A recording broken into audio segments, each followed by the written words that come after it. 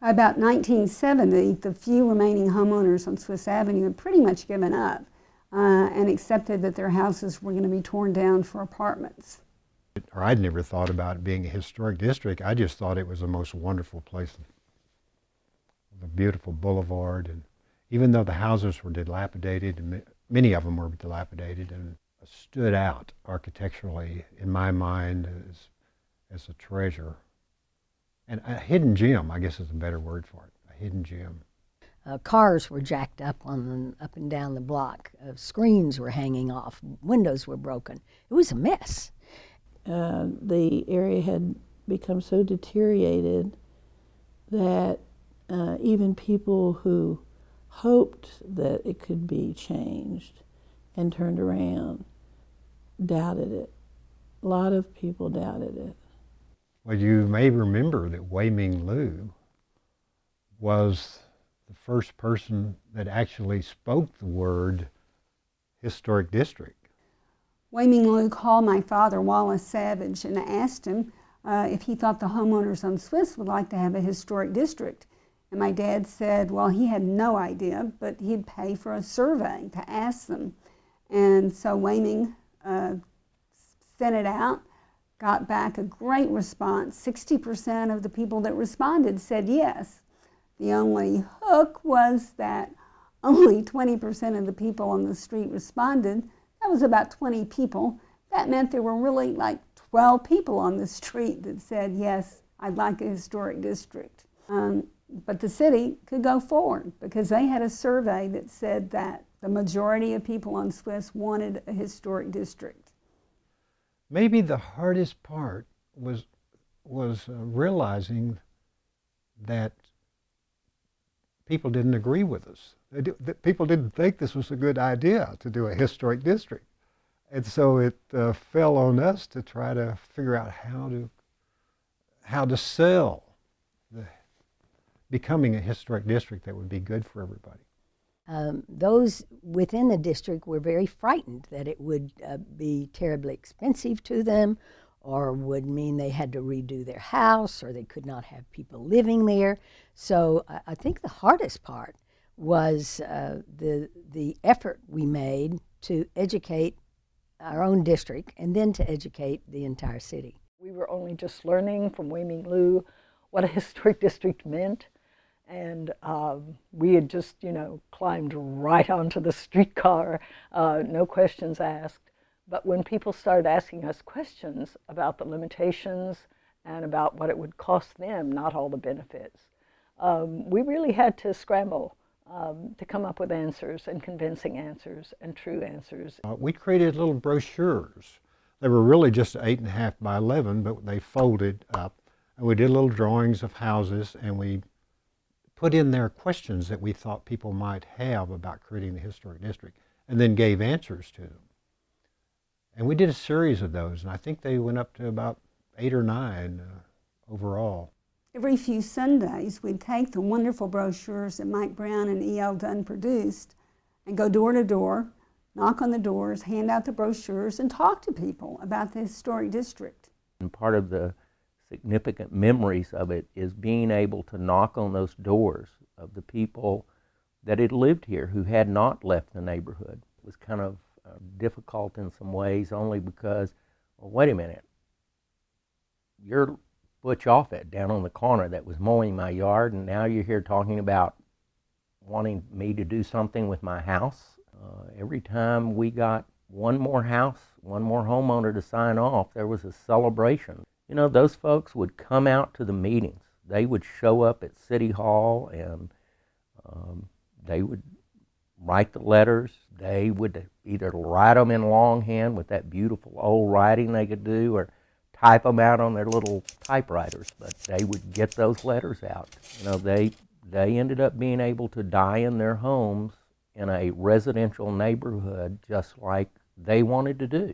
And that was important to them, to be able to live in their homes and have a neighborhood that was still safe, that they could go back out on their porches. There is another aspect of the case that many people do not realize that really has had a huge impact, and that is that at the time that we started, Swiss Avenue was zoned for high rises. I believe it was the corner of Munger and Swiss. A developer had purchased it and had already submitted plans to do a 10-story building there. And that frightened and got the attention of everybody on the street. It galvanized us to, okay, what can we do? There's got to be something we can do here. Wei Ming Lu called me one day and said, Virginia, there's an application for a building permit here at City Hall, and it's right there in the middle of the Swiss Avenue district, and it's cleared every department except fire and water. And I said, well, fire and water, that has to be symbolic. Please, Wei Ming, you have to think of something to stop it. The city council actually did a resolution that blocked the city planner from issuing a building permit for that high-rise. I was that close to happening because the zoning was proper. The chief building inspector could not deny it. The city council so acted to prevent him from doing it. Then Crown Ridge sued because he had all the rights. It went all the way to the Texas Supreme Court. The city claiming they needed to be able to hold an area at its status quo while they worked on a historic district. And sure enough, the judges on the Texas Supreme Court agreed and said, one of them wrote, not to do that would be like closing the barn door after the horses were out, which I just loved. That was also a landmark case and really did set a precedent not only for Dallas, but for zoning throughout the country. But just imagine what this would be today if that high-rise had been built right smack in the middle of the Swiss Avenue Historic District. Finally, we got to the point that we could go before the city council. We went twice. The first time it was to support a new zoning ordinance that would allow the creation of a historic district. And the second time it was to make Swiss Avenue and Bryant Parkway the first historic district in the city of Dallas. Of course, we showed up. Everybody showed up. We got a huge mob that was there from the street. Each of us who had been involved from the beginning had a responsibility. We each had 2 minutes to speak to the city council. Our 2 minutes, our Earhart family 2 minutes, was on education. So it seemed important that we have the children. So we took our children out of school and went like a duck family with Jack and myself in advance and the 5 kids following along behind us to give our 2 minutes of how important it was to the education of our children that they have the opportunity to live in this district. The council said yes to our request to be a historic district, and we were all ecstatic, but realized that we still had a tremendous amount of work ahead because we still had vacant houses, substandard houses, and needed to attract loan money and real estate agents and home buyers to our district in order to get it restored. Obviously, for Swiss Avenue, it immediately prevented the houses from being torn down and made it possible for people to invest real money, real time, real love into the restoration of these houses and make them family homes, not divided into little apartments and things like that, but a place to put your roots down. Mike and I did workshops about the architectural character of the houses and so forth, because we found that people didn't realize how wonderful their homes were and what made them wonderful. And we would talk about architectural features, and we would talk about the dangers of the fireplaces. Remember, the fireplaces weren't for real fire in most cases on Swiss Avenue, but people were beginning to turn on fires as they were creating their houses. And we were afraid some of the houses would go up. So we did a whole workshop on just fireplaces. And of course, I love to tell a story anytime anybody asks about those parties, those dinner parties. And here we'll be sitting at this beautifully laid table and chandelier above and everything. And people will be talking about plumbing and electrical wiring, problems they were having with these things, which it just tickles me today to think about those wonderful times that we had. We couldn't get craftsmen at that time, and the few we did, we shared around. We actually had community tools that we shared with everybody, and like I said, we partied a lot together because we were sharing horror stories. When you're the first pioneer and you buy the first house in the neighborhood, whether it's Swiss Avenue, Munger, or Hollywood Heights, you, the homeowner, are taking a risk. Is anybody going to join you? That was a real risk that we faced. I remember trying to convince realtors to come down here and bring clients down here. Today, that's just taken for granted. And that was just, like I said, one of the many, many battles. We faced that battle, we faced the City Hall battle, we faced the realtor battle.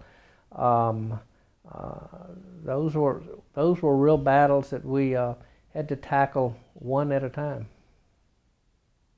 I loved all the flurry of getting ready for a tour for the first time.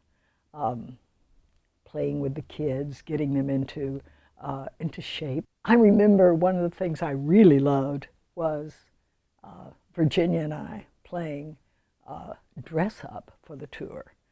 I mean, people today say, oh, it's such a nice thing to go to the Swiss Avenue May Day tour. Isn't that lovely? It wasn't created to be lovely. It was created to change people's perception, because they thought that, nobody decent lived in this neighborhood when they had never come into it.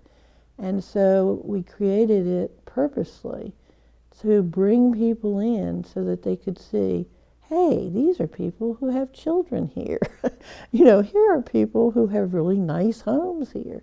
Here are people who are doing something in terms of trying to restore these places because they appreciate the history of it.